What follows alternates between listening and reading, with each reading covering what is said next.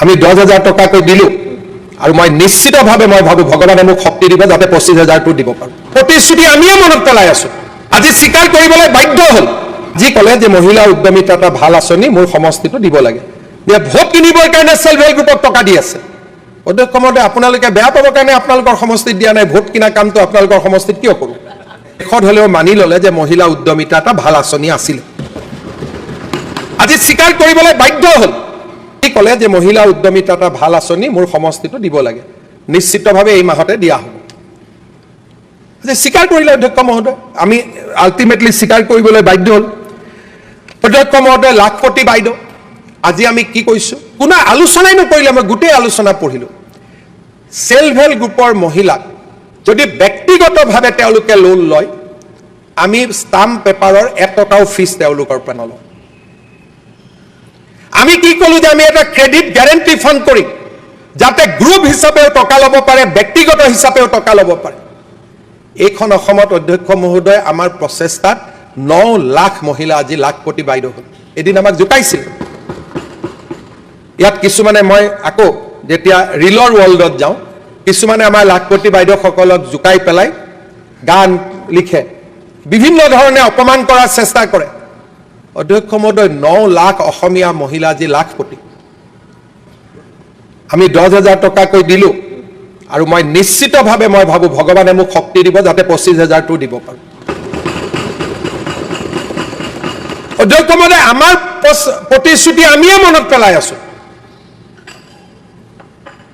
আগতে কোনো চৰকাৰ নাছিল সবে ইলেকশ্যনৰ সময়ত দিয়া কথাবোৰ পাহৰাব যত্ন কৰে কিন্তু আজি আমি ইয়াতে মনত পেলাইছো আ জনগোষ্ঠীক আমি মাতৃ পট্টা দিম আমি পাহৰাব লাগিছিল কিন্তু আমি উলুটাই মনত পেলালো যে 30,000ক দিলো এই বছৰত 1.5 লাখক দিম আৰু 2 বছৰ 3 বছৰ ভিতৰত 3 লাখক দি আমি শেষ কৰিম আজি নিয়মমতে ৰূপজ্যোতি কৰ্মী ধীৰাজ গোৱালে আমাক ক'ব লাগিছিল যে আপোনালোকে মাতৃ পট্টা দিম বুলি কৈছিল বাজেটত দেখোন একো উল্লেখ নাই আমিতো সুযোগ দিয়া নাই অধ্যক্ষ মহোদয় কাৰণ চাহ জনজাতিৰ কল্যাণ আমাৰ বাবে পলিটিক্যাল স্লোগান নহয় ই আমাৰ বাবে ৰাজনৈতিক তপস্যা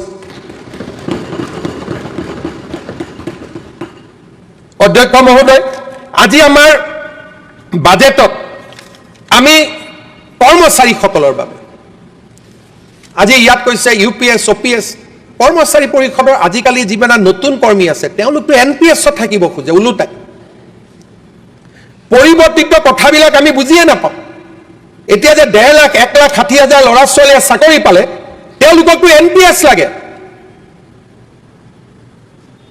কাৰণ আফটাৰ ৰিটায়াৰমেণ্ট ওপিএছতকৈ এনপিএছে বহুত বেছি টকা দিব আৰু যাক ওপিএছ লাগে তাৰ কাৰণে আমি ইউপিএছো কৰি দিছো যে এনপিএছ লাগিলে এনপিএছলৈকে যাওক ইউপিএছ লাগিলে ইউপিএছত যাওক এতিয়া মোক সোধে ওপিএছ কেতিয়া কৰিব কওক আৰে যেতিয়া আমি এনপিএছ ইউপিএছ সব কৰিয়ে দিলো কৰিব বাকি কি থাকিলে হ'ব পাৰে যে কিছুমান ভেঞ্চাৰ স্কুলৰ শিক্ষক প্ৰাদেশিকৰণ হৈছিল 2 বছৰ 3 বছৰ চাকৰি কৰিলে তেওঁলোকে সুবিধা পোৱা নাই অৱসৰত সেই বিষয়টো আলোচনা হ'ব পাৰে আমিতো কেতিয়াও বেয়া নাপাওঁ আজি আমি ইয়াত ক'লো যে ভেঞ্চাৰ স্কুলৰ শিক্ষকসকলে ক'লে যে ডেট অফ এপইণ্টমেণ্ট বদলিব লাগে আমিতো ৰাইজৰ কথাই হাউচত কৈছো যে হয় প্ৰাদেশিকৰণ আইনৰ আমি সংশোধন আনিম 2010টোক আমি 2014 15 13 আমি যি কৰিব লাগে আমি কৰিম আমিতো ৰাইজৰ কথাই এইখন বাজেটত যদি ৰাইজৰ কথা নাই ইয়াত কাৰ কথা আছে অধ্যক্ষ মহোদয় ইয়াত চাহ জনজাতিৰ কথা আছে জনজাতিৰ কথা আছে ভেঞ্চাৰ স্কুলৰ শিক্ষকৰ কথা আছে কৰ্মচাৰীৰ কথা আছে উদ্যোগৰ কথা আছে শিক্ষাৰ কথা আছে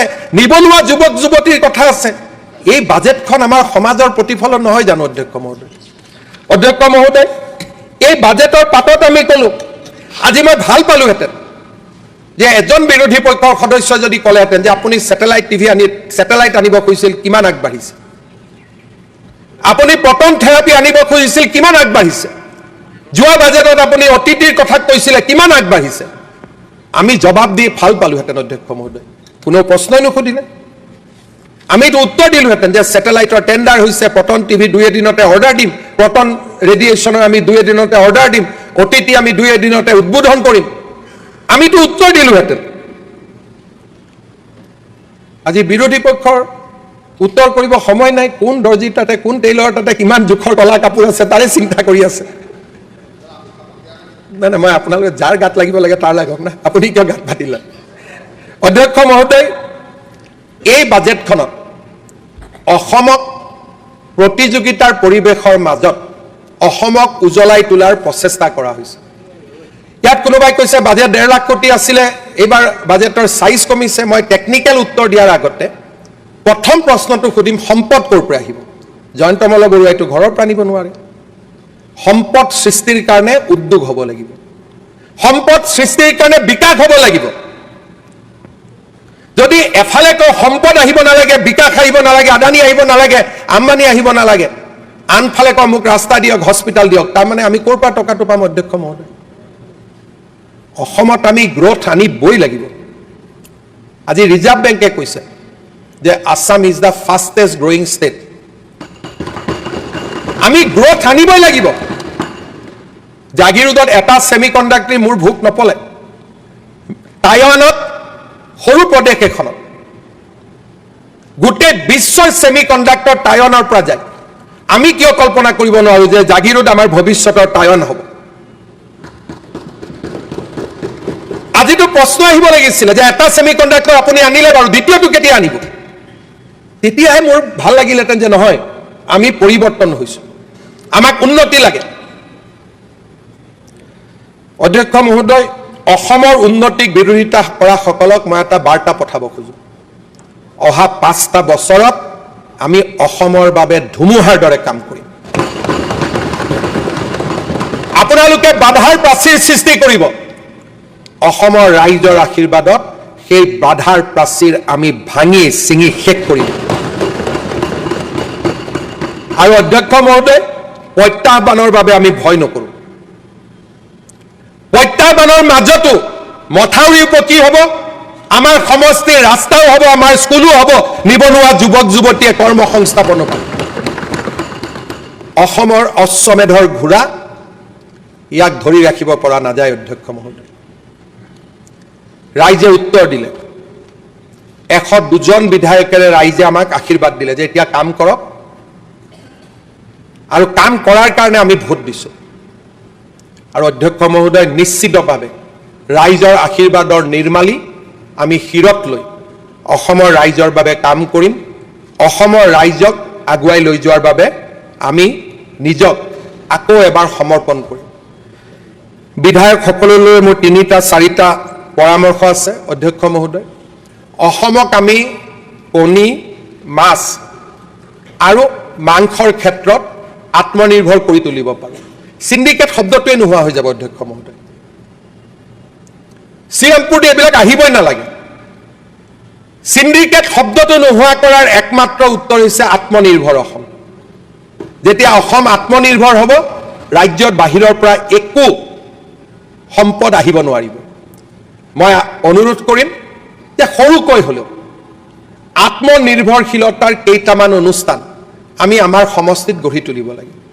50,000 কণী উৎপাদন, অমৃত সৰোবৰৰ দৰে আঁচনিৰ জৰিয়তে মাছৰ ওপৰত আত্মনিৰ্ভৰ, গাহৰি পালনৰ জৰিয়তে আত্মনিৰ্ভৰ।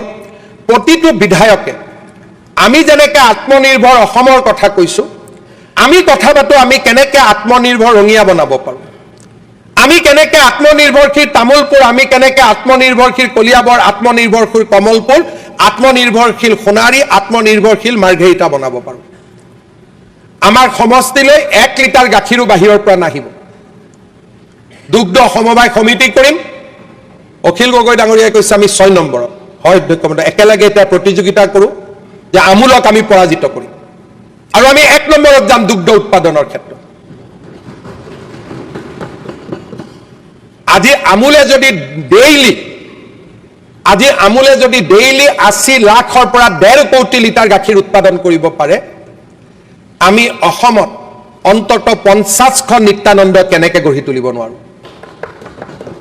ডেফিনেটলি আমি পাৰিম। অধ্যক্ষ মহোদয়, মই আশা কৰিম যে আত্মনিৰ্ভৰ ভাৰত, আত্মনিৰ্ভৰ অসম আৰু মোৰ আত্মনিৰ্ভৰ সমষ্টি। মোৰ সমষ্টিত কাষৰ সমষ্টিৰ পৰা গাখীৰ নাহিব, মোৰ সমষ্টিত কাষৰ সমষ্টিৰ পৰা কণী নাহিব, মোৰ সমষ্টিত কাষৰ সমষ্টিৰ পৰা মাছ নাহিব, মোৰ সমষ্টিত কাষৰ সমষ্টিৰ পৰা আলু নাহিব, চব্জি নাহিব, একো নাহিব, সব মোৰ সমষ্টিত নিৰ্মাণ হ'ব। মই আমাৰ যুৱ বিধায়কসকল, আন সকলোকে আত্মনিৰ্ভৰ সমষ্টিত এই প্ৰতিযোগিতালৈ আহ্বান জনাম চৰকাৰৰ পৰা যি সহায় লাগে আমি নিশ্চিতভাৱে সহায় কৰিম বিধায়কসকলক অনুৰোধ কৰিম চৰকাৰৰ উন্নয়নমূলক আঁচনিৰ বাবে প্ৰয়োজনীয় ভূমি চৰকাৰৰ ভূমিটো নাই ৰাইজৰ পৰাই ল'ব লাগিব ৰাইজে উচিত মূল্য পাব ৰাইজে অংশীদাৰিত্ব পাব আমি যাতে আঁচনি আহিলে ৰাইজৰ সহযোগিতাৰ পৰিৱেশ এটা নিৰ্মাণ কৰিব পাৰোঁ অহা 5 বছৰ আমাৰ বাবে ক্ৰুচিয়েল হ'ব বিগত 5 বছৰত আমি এটা